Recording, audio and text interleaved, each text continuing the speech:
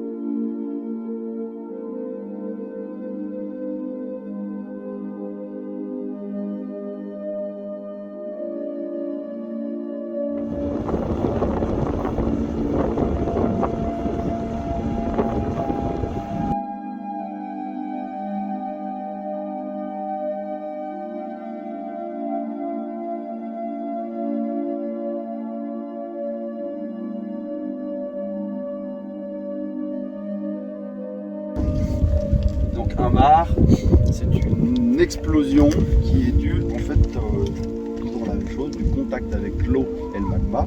Mais la différence avec les cratères comme le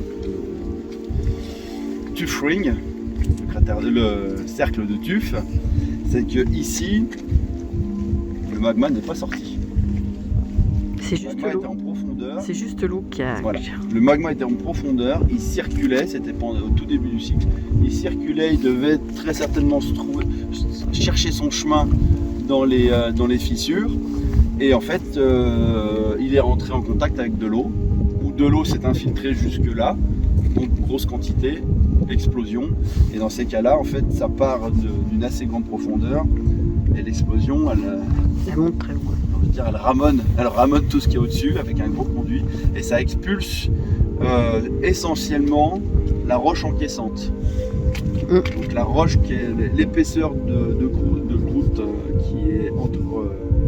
qui est au-dessus de la zone magmatique se fait pulvériser et ce qui va se déposer autour, c'est essentiellement de la roche pulvérisée. C'est pas vraiment, il doit y avoir un peu de magma, mais c'est surtout de la roche pulvérisée. Et après, en général, ces éruptions-là forment un lac. Donc, le fond se remplit, donc on a vraiment un conduit, souvent c'est assez profond. Ça peut faire, le lac Pavin, je crois qu'il fait plus de 80 mètres de profondeur. Et donc on a un lac qui se forme.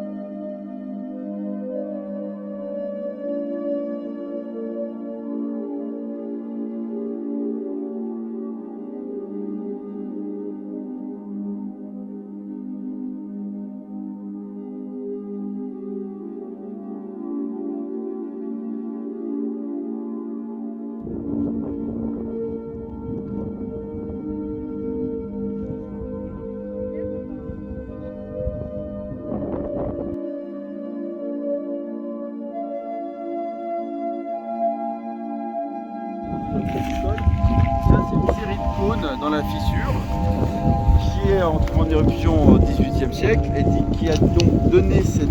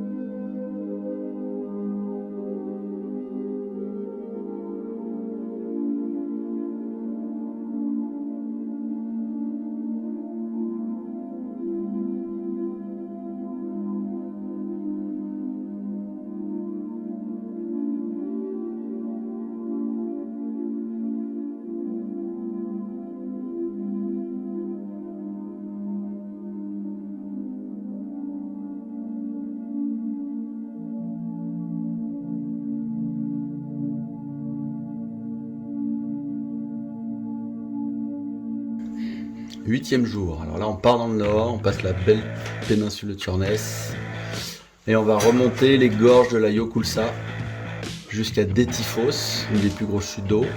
On va voir Afragilfos, une deuxième chute. Redescendre, on va aller à Ljosa-Klota, qui est un coin extraordinaire, on voit beaucoup d'orgues basaltiques